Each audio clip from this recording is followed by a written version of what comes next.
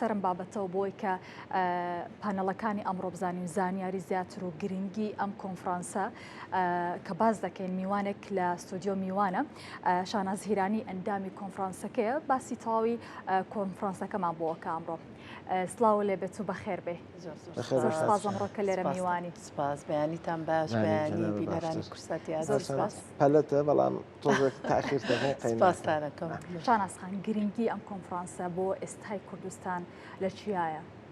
لە کاتێکا کە دەزانین ئێستادا کۆمەڵێک قەیران هەیە، کۆمەڵێک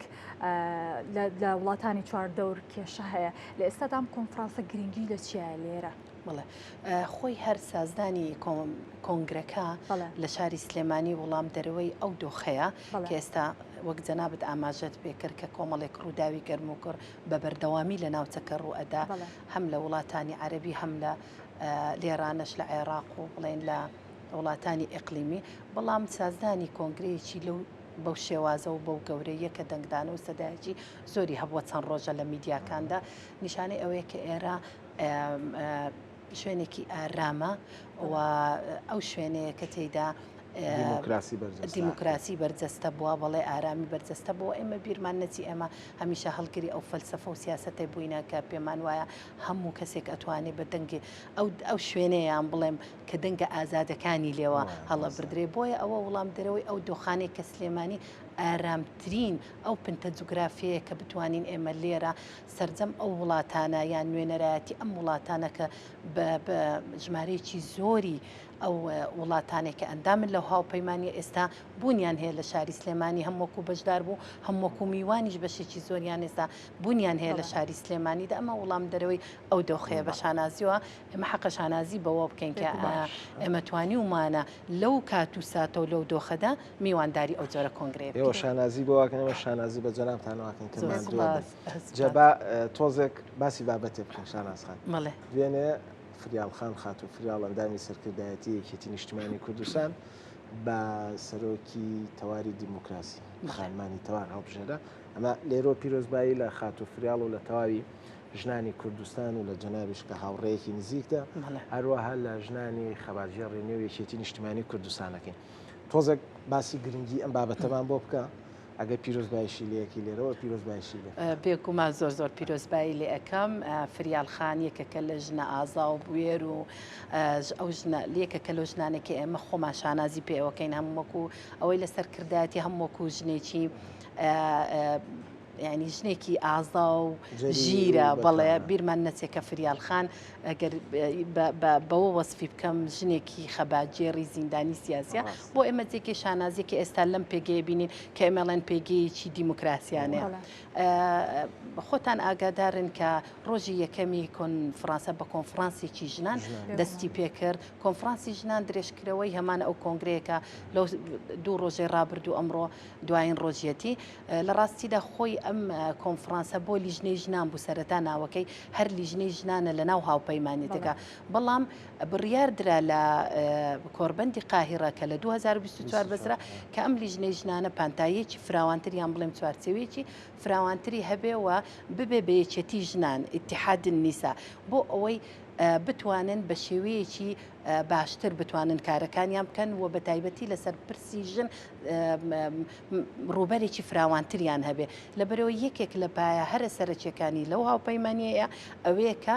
ئەوێت لەسەر پرسی ژن بە تەواوەتی کار بکە لەناو ئەو کۆمەڵگە عەرەبیانە و لەو ناوچانەش بە تایبەتی. بۆیە وەرگرتنی ئەو پۆستە پۆستی سەرۆکی تەواری هاوپەیمانی دیموکراسی کۆمەڵایەتی بۆ خودی فریالخان و بۆ یەکێتی نیشتیمانی کوردستان بەڕاستی شانازیەکی گەورە بوو لەبەر ئەوەی تەنیا یەکێتی نیشتیمانی کوردستان و حزبی سۆسیالیست کوردستان ئەمانە ئەندامن لەنە ئەو هاوپەیمانی بەشێکی زۆری ئەندامانی ئەو هاوپەیمانێتە بەڕاستی لە وڵاتانی عەرەبین کە وەک ئاماژەم پێکرد ئێستا بوونیانێ. بۆیە هەڵبژاردننی ژنێکی کورد بە سەرۆکی خۆی لە خۆیان سەرکەوتنی ئەم کۆنگرەیەوە سەرکەوتنی ئەو سیاسەتە ژیرانەیە کە ئێمە لە ڕابردوودا پەیڕەومان کردووە توانیومانە لە ماوەی ڕابردوو لەنە ئەو هاوپەیمانێتە ئێمە بە بەهێزانە کار بکەین لەگەڵیانەوە بوونی خۆمان بسەلمێنی. بڵێ هەر لەسەر بابەتی ژنان پێم خۆشە پرسیارە بکەم کاردانەوەی ئەو میوانانی کە لەوێ بوون دەربارەی ژنانی کورد کە لە مێژووەوە چ چەندین هەوڵ و تێکۆشانیان هەبووە لە جەنگە لە شەڕەکانە پاڵپشتی تەواوی ئەو پیاوانە بوون کە لە جەنگا بوون ئەوان کاردانەوەیان بۆچی بکە لە فیلمێک یا لە کورتە فیلمێکا پیشاندرا بەڵێ زۆر سپاس کە باسی ئەو کورتە فیلمەشت کرد لە ڕاستیدا ئێمە لە خولەکەکانی یەکەم دوای وتاری شاناز خان و فریال خان ئێمە بەڵگە فیلمێکی کورتمان هەبوو لەسەر خەباتی ژنان لە کوردستان بەڕاستی یعنی سەرسامی خۆیان دەربڕی بەو مێژە دوور و درێژەی کە ژن هەیانەوە شان بەشانی پیا و خەباتیان کردێ لە هەموو قۆناغە مێژوویەکانی کە شۆڕشی کورد پێدا تێپەڕیوە جگە لەوەش لە ڕاستیەکەی من کە چەند کەسێکان دوان دواوە تەنانەت هاوڕێتیچیش دروستوە باس لەوە ئەکەن کە ئەوان چۆن پێش ئەوەی بشێن بزانیاریان هەبووە لە سەربانگراوەندی بەشێکی زۆری ئەو ژنانە بۆیە من پێم خۆش بوو کە ئەوان بە شانازیەوە باسی ئەو خەباتە دوور و درێژیان نەکرد و زۆرێک لە یەکچوونیشیان ئەکرد بە خەباتی خۆیان لە ناو وڵاتەکانی خۆیان ئێمە بیرمان نەچێ ئەو کۆمەلگا عەرەبیان زۆر دوورنین لە ئێمە ینی هەم لە ڕووی کللتوری و مێژوویەوە ئێمە تێکەڵاویەکی زۆرمانەیە بە درێژایی مێژوو کەواتە ڕەنگە خەمەکانمان و بیرکردنەوەکانمان بەڵێ ئایدیاکانمان هەمومان لێک نێزیک بیتن بۆیە ئەوە ئیشەکەی ئاسانتر کرد بەشێکی زۆریان ئەو ژنانە کە پێگەیەکی سیاسی باڵاشیان هەیە لە ناو حەزبەکانیان ئەندامی سەرکردایەتین ئەندامی مەکتەبی سیاسین کەسایەتیە دیارەکانینا ئەو حەزبانن هاتوون بەشێکی زۆریان تەنانەت سەردانی چەند شوێنێکیان کردووە لە شاری سلێمانی زۆر سەرسامن هەم بە شارەکە و هەم وتم بە خودی ژنێک کە ژن پێگەیەکی بەهێزی هەبووە هەم لە ناو کۆمەڵگەی کوردیدا وەکو کۆمەڵگە لە ڕووی کۆمەڵایەتێکەوە هەم لە ناو حەزبیش وەکو سیاست کە ئێمە وەکو یەکێتی نیشتیمانی کوردستان توان بڵێن پێشەنگ بووینە لەوەی کە بەشێکی زۆری ژنانمان هاتوونەتە ناو خەباتی پەرلەمانی ناو حکومات ئەوە جگە لە خەباتی شۆڕش و نێنی و ئەمانە کە مێژوێکی دوور و درێژی هەیە زا لە کورتە ڤیددیۆیەکە ئێمە باسی ئەو قۆناغەمان کردی هەتا هاتیینە سەر ئەوەی کە یەکەم پەرلەمانی کوردستان کرا یەکەم وەزیرمانە بووە بەشێکی ئەو ژنانەمان خستە ڕوو وێنەی لە چوارچێوەیەکە خستمانە ڕووکە ئێمە توانیومانە بەشێکی باشی ئەو ژنانەمان ببینە ناو ئەو کایە دیموکراسیش شانەسان جەنابێ هیچ کە خۆت ئەندامی کۆنفرانسی و هەمووشمانەزانین کە جەنابەت بابەتی نووسین و بڵاو کراوە هەموو ئەم بابەتانت هەیە ئەمێ وەکو شاناسیرانی یانی ئەم پرسیارە جوابم بیتەوە بەسنی ئەم کۆنفرانسە لە ئێستایا گرنگ بووە یەکێک بوو لە گرنگترین وەکو ئەندامی کۆنفرانس جوابم وەکو ژنێک وەکو ئەندامێکی ئەم حەزبە وەکو کادیرێکی ئەم حەزبە کات و ساتەکەی بەڕاستی زۆر لە جێ خۆیدا بوو ئەم کۆنگرا بوو بڵێ وەکوتم ئاماژەم پێکرد لە سەرەتا قسەکان وتم هەڵبژاردننی شاری سلێمانی لەم کات و ساتەیە بۆ سازدانی ئەو جۆرە کۆنگرا خۆی لە خۆیدا وەڵام دەرەوەی هەموو ئەو دەنگۆ و باسانەیەکە چەند ڕۆژی ڕابردوو لە میدیاکان هەیە ئێمە توانیمان بە سازدانی ئەو کۆنگرەیە وەڵامی هەموو ئەو دەنگۆیانە یان ئەو چاواشەکاریانەی ڕۆژانی ڕابردوو بدەینەوە ئێمە کە ئارامە شارێکی ئارامە شارێکەکە تێدا دیموکراسی بەرجەستە ئەبێت تێدا ئازادیەکان فراهەم کراوە. شانازخان بە بینە سەر کۆتا ڕۆژ ئەنی ئەمڕۆ کۆتا ڕۆژی کۆنفرانسەکەیە لە ماوەی ئەم چوار ڕۆژی کە بەمڕۆوە کە ئیتر کۆتایی پێت کۆمەڵک میوانی زۆر ئاست باڵا لە پێگە و شوێنی سیاسی گەورە بەشدار بوون سەرە کۆماری عێراق سەرۆکی یەکێتی نیشتیمانی کوردستان خانمی یەکەمی عێراق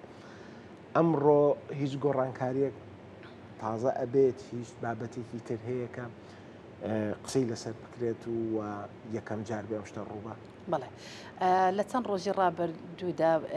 ئەوانەی کە لە کۆنگرەکە میوان بوون ئاگادار بوون و لە میدیاکانیش بەڕاستی بابەتی زۆر هەنووکەی و چارە نووساز باسکراوە هەموو ئەو پانێڵستانی کە لەوێ بوون بە بابەتی زۆر گرنگ تاو بەشداریان کردووە گفتوگۆ و تاو توێکرا لەسەر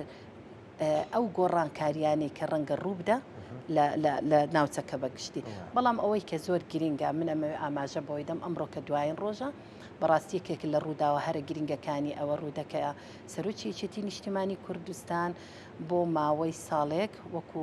سەرۆکایەتێکی دەوری خولی ئەبێ بە سەرۆکی هاوپەیمانی دیموکراسی کۆمەڵایەتی وڵاتانی عەربی کە ئەوەش بەڕاستی جێگەی شانازیە بۆ ئێمە و ئێمە ئەتوانین بڵێن ئەمە هەنگاوێکی زۆر گرنگە بۆ سەسپاندنی دیموکراسی لە ناوچەکە بەگشتی کە سەرۆکی یەکێتی سەرۆکایەتی ئەو هاوپەیمانێتەکە کە بەشێکی زۆری ئەندامەکانی لە وڵاتانی عەرەبی کاتەجی شانازیە دوو کەسایەتی گەورەی بەڵێ دوو کەسایەتی کورد هەم سەرۆکیەتی نیشتیمانی کوردستان هەم خاتوو فریال ئێستا پۆستەکەی وەرگر هیوادارین ئەمڕۆکەش وەکو ئەو بەرنامەی کە دانراوە لە کۆتا ڕۆژ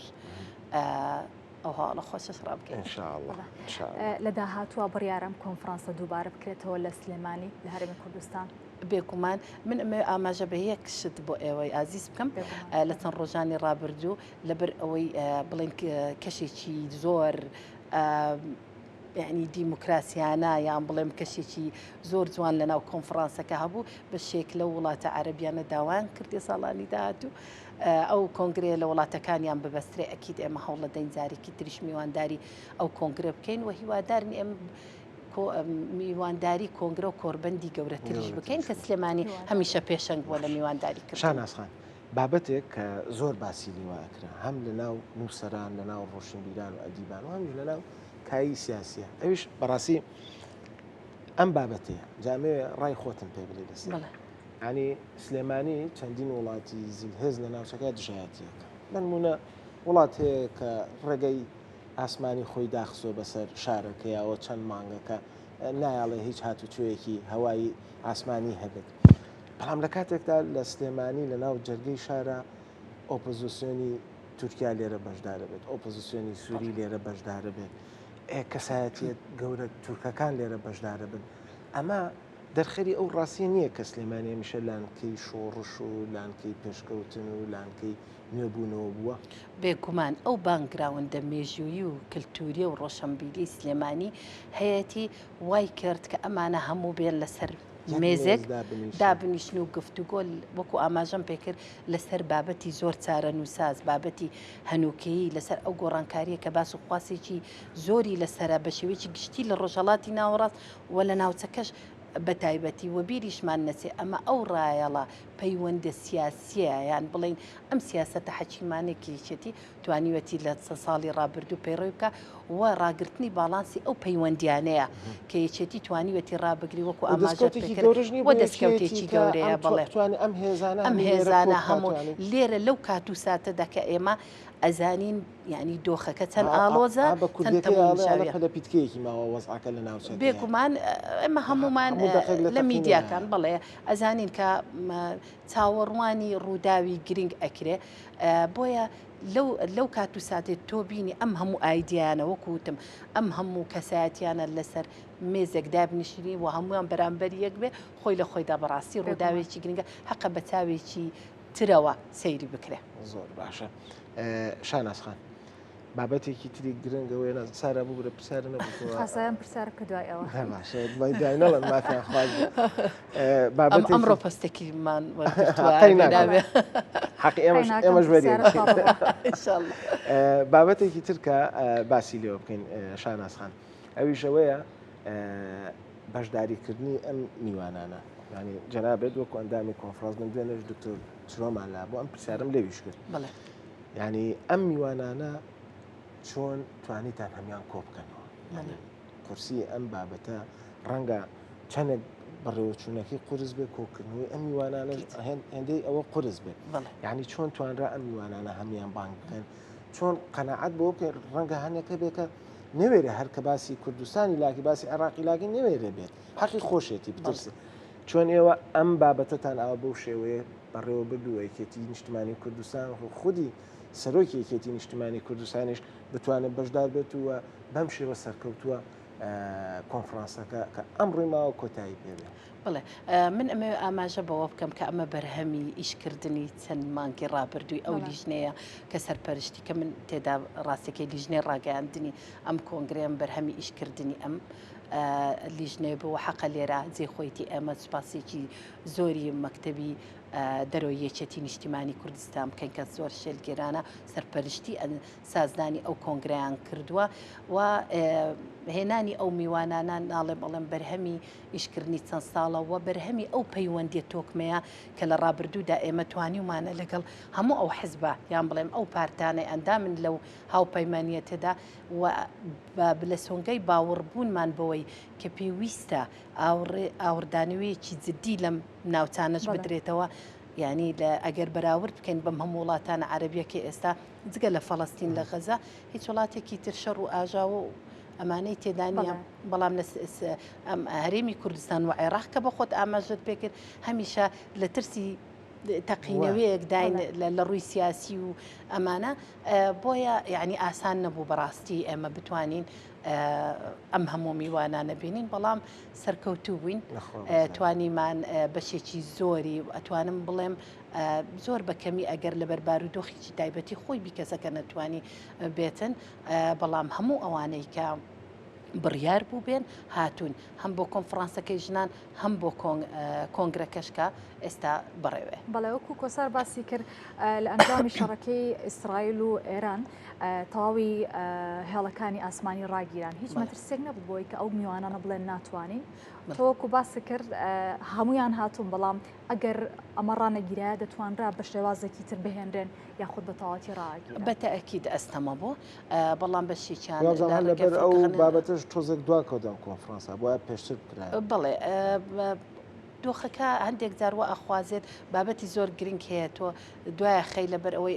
بتەوێ هێورتر بێیان لە دۆخێکی ئارامتر ئەو جۆرە کۆنفرانسە خۆتان نزان پێویستی بە ژینگەیەکی هەیە من هەیە بەڵام دیارە ڕووداوەکان هەرگەرم و گوڕن بێگومان ئاستەنگ دروستە بوو بەڵام خۆشبەختانە لەم کات و ساتێ لەم چەند ڕۆژێکە ئەوان هاتن ئەیتر ئەو ئاستەنگە نەبوو بەشێکیان لە ڕێگەی فڕۆکەخانەی بەختاوە لە سلێمانی لە هەولێرەوە گەیشتن بێرانە ئیتر بەڕاستی وەکو وتم هەواڵانمانیان ئەمانەی لە لیژنان زۆر بە ئاگانە مامەڵیان لەگەڵ هاتون و هەتە تەنانەت ڕۆیشتنەوەی ئەوانیش لەبەرەوە ئەوان ئێستا ئامانەتی ئێمەن ینی ئەبێ بە ئەمانەت تۆش بیان نێرینەوە. کۆسارێک پرسیارم هەبوو کە بەلامەوە زۆر گرنگ بوو لەسەر بابەتی ژنان وەک دەزانین ماوەیەک لەمە پێش کەیسی دکتۆرەبان و چەندین دکتۆری کەش کە لە ئێستاە تووشی کوشتنە بن لە کۆنفرانسەکە هیچ باسی ئەوەتان نەکرد چارەسەریەک بۆ ئەم بابەتە؟ بەتەئکید هەر یەکێک لە بابەتە گرنگەکانی کە لە کۆنفرانسی ژنان باسمان لێوە کرد ئێمە چۆن بتوانین بەربەوتون و تیژیانەی و تەنانەت ئێمە لە گرتە ڤیددیوەکەشدا باسمان لەوە کرد کە ئێمە لە ڕابردوودا چۆن ئیشمان کردووە لەسەر ئەوەی نابۆژن کوشتنەوە چۆن بەڕێز کاقوبات خۆی سەرپەرشتی ئەم هەڵمەتەی کردو ئەو کەیسەی کردووە یەکێک لە بابەتە گرنگەکان کە لیژنەی ژنان یان ئێستا بڵین کە بووە یەکێتی ژنان تەوار بۆ زانیاری بەڕێزیشتانەمەوێ ئەوتان پێ بڵێم خۆی تەوار بە عەرەبی شەهیانە واتە هەڵۆی مێ بڵێ تەوار زۆر خۆشحاڵین کە هەم لە ڕێگەی خاتوفریالەوە ئەم ناوە پێشنیار کرابوو کە ئەوانیش زۆریان پێ باشویان ناوەکەش هەر پێشنیاری خۆبان بووە یەکێکە لەو بابەتە گرنگانەی کە ئەم یەکێتی ژنانە کاری لەسەرەکە ئەمە بیرمان نەچێ وەکو وتم ئێمە لە ڕووی کللتوری و سیاسی و هەموو شتێکەوە لە کۆمەلگاکانی ئەوان نزیکن کە ئێمە معاناتمان هەبی بەدەست ئەوان دوو هێندە هەیەە لەبەرەوەی ڕەنگە کرانەوەیکی جۆری هەبی لە کۆمەلگەی کوردەواریدا بەڵام بەشێک لە وڵاتانە عەرەبی تا ئێستا ژنەکانیان ئەناڵێنن بەدەست دابوونەریتەکانی خۆیانەوە کە زۆر جار ڕێگرن لە بەردەم پێشکەوتن و کرانەوەی ژناندا بۆیە جارێک کە ئاماژە بەوەکەم ئەم کرانەوەی ژنان لە هەرێمی کوردستان و بەتایبەتی لە شاری سلێمانی و فەرهەمکردنی ئەو ژینگەیە کە ژن بتوانێت سیاست بکە ژن بتوانێت پیشەیەکی خۆی هەبێتن ئەوە خۆی لە خۆیدا کرانەوەیکە بە ڕووی دنیای تازەدا بەڵام بەشێک لە وڵاتانە عەرەبیە و بەتایبەتی ئەوانەی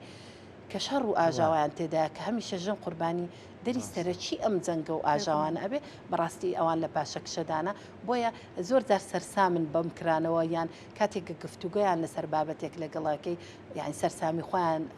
دەرەبڕن کە چۆن ئێمە توانیومانە لەم قۆناغە سەختەی شۆڕشەوە لە چەند ساڵی ڕابردوو ئێمە بگەینە ئەو قۆناغی ئێستا دەیتە گلێژ مەکەن کە گەشتونەکە ئێستا تۆمحەکان زیاترە زۆرە پەلەیەک پرسیارە لێەکەین و ئیتر کۆتایی بە بەرنامە فرایشەکانە بکەین. وتارەکەی جەنابی سەرۆکی یەکێتی نیشتیمانی کوردستان کاک باڤڵ زۆر تەکیدی لە بارودۆخی غەزە ئەکرد و یەکەم جاریش بوو و سەرۆکی حزبێک لە ناوچەکەی بۆ شێوە جەریان و لەسەر ئەم بابەتە قسە ئەم پەیامە چۆن هەڵەسەنگێنن. ئەم پەیامە نیشانەی خەمخۆری و هاوسۆزی و هاوخەمی و جێڕانەوەی جارێکی تری ئەو ڕایاڵەی پەیوەندی سیاسی و دیبلۆماسیانەوە کە لەسەر ڕێچکەی سەرۆک مامجەلال بوو و سەرۆکی یەکێتی دووبارە جارێکی تر لەگەڵ ئەم وڵاتانی عەربی بەتایبەتی فەڵەستین کە ئێستا بە دۆخێکی شەڕی زۆر ناهەموار تێ ئەپەڕین ئێمە دووپاتمان کردەوە کە ئێمە لەگەڵ چەسپاندنی ئاشتین کە ئەبێ ئاشتی بەرقەرار بێ ئەبێ گەلان سربەخۆیان هەبێت و جارێکی تر ئەو ڕایاڵە نیشتیمانیۆکە یەکێتی نیشتیمانی کوردستان بە سەرۆکایەتی کاک پاڤڵ کاری لەسەرەکەات. شاناز سیرانی زۆر سپاس ئەندامی کۆنفرانسی هاوپەیمانی سۆسیال دیموکراتی وڵاتانی عەرەبی کە لەگەڵمان ئاوی زۆر سپاس مادومان کردی. زۆر سپاس.